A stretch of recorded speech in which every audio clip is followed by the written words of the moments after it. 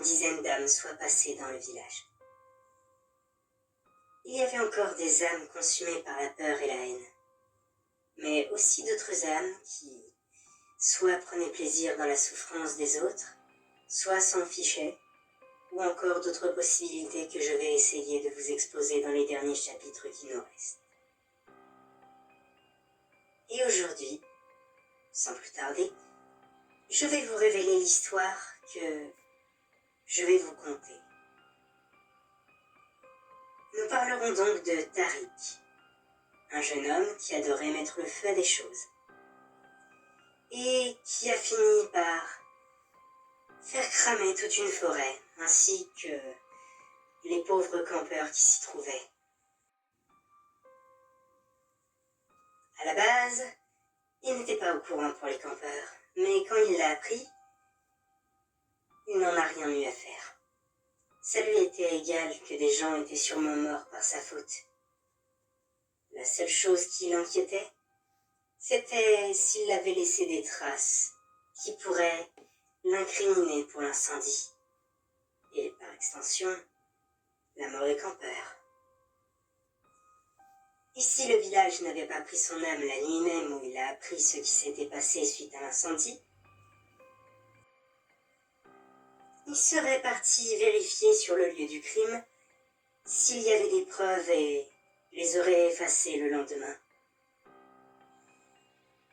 Mais du coup, c'était à nous de nous occuper de son cas, étant donné qu'il a fini ici. Et nous n'avons pas mis longtemps avant de trouver sa juste punition. Nous l'avons donc fait apparaître avec ses souvenirs au milieu de la forêt qu'il avait fait brûler. Et donc, à son réveil, il se trouvait au milieu de ce lieu dévasté, entouré de souches d'arbres calcinés, de cendres et de fumée.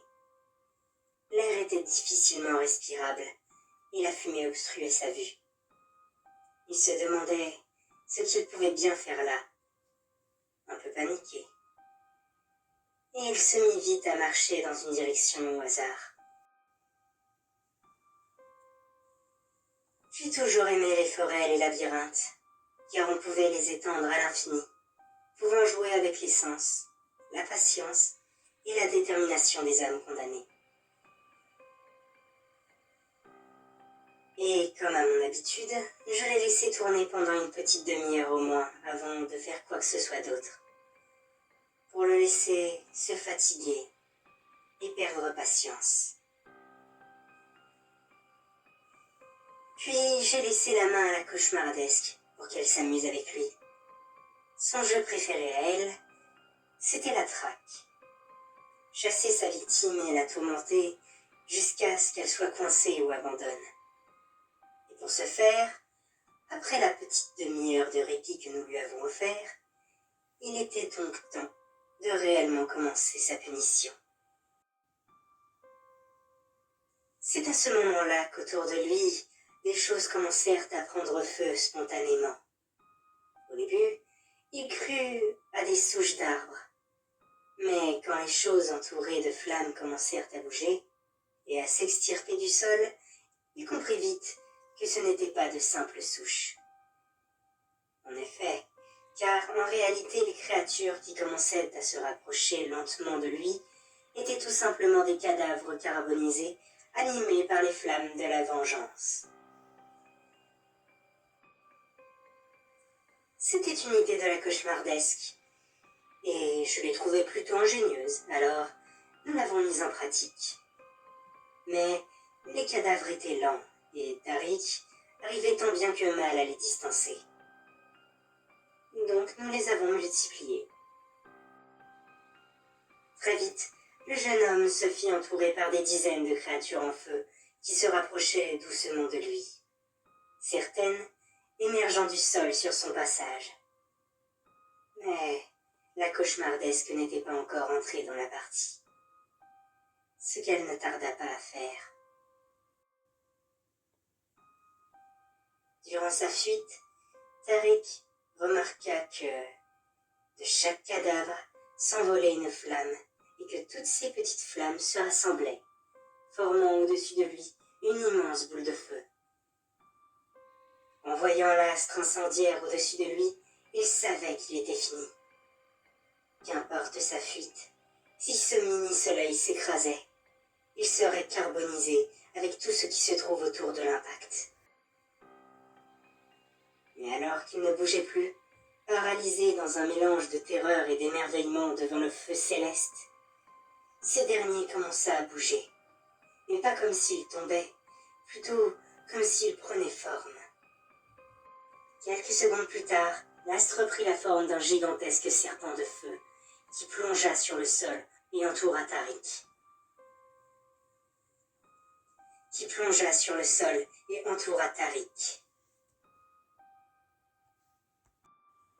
Quelques secondes plus tard, l'astre prit la forme d'un gigantesque serpent de feu, qui plongea sur le sol et entoura Tariq. Ce dernier était terrifié et fasciné par la créature. Il ne pouvait ni bouger, ni parler, tellement il était submergé par les émotions et les événements. Puis le serpent se mit à parler, d'une voix puissante. Le feu te fascine. Il t'émerveille. Mais par ta faute, à cause de ton obsession, des gens sont morts. Maintenant, ressens dans ta chair le pouvoir sans limite des flammes que tu aimes tant. À la fin de sa phrase, le cadavre avait traversé le corps du serpent géant qui entourait Tariq. Ce dernier, ne pouvant plus fuir, ne ressentant que de la peur, de la panique, suppliant pour sa vie, implorant le pardon de la créature reptilienne ardente qui le dominait de sa grandeur. Alors que les cadavres l'avaient attrapé et commençaient à le mordre et à le faire brûler à cause de leurs flammes, jusqu'à ce que la cauchemardesque décide, à la dernière étincelle de vie qui lui restait, d'abattre sa mâchoire ardente sur lui, dans une explosion finale qui carbonisa le corps du malheureux et brisa son âme. J'avoue que nous avons mis le paquet sur les effets pyrotechniques pour ce cauchemar. Mais au moins, la cauchemardesque s'est bien amusée.